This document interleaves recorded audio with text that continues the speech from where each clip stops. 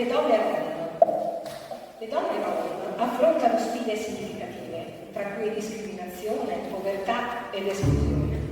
Il progetto Romani, attivo in Bulgaria, Italia e Romania, dove la situazione è particolarmente grave, vuole connettere e amplificare le voci delle donne rom, che spesso vivono una situazione di marginalità, con barriere all'istruzione, affrontando in solitudine la violenza di genere, il pregiudizio e la discriminazione.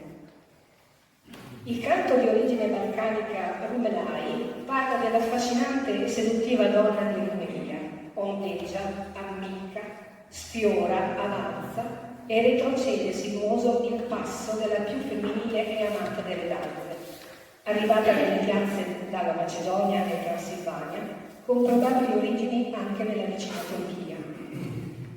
Seguirà il brano Chaye Shukariye, un altro canto di ammirazione per le donne. Una giovane donna che la sera ama perdere lo sguardo nel fuoco. Lì trova la sua forza, a volte le sue risposte.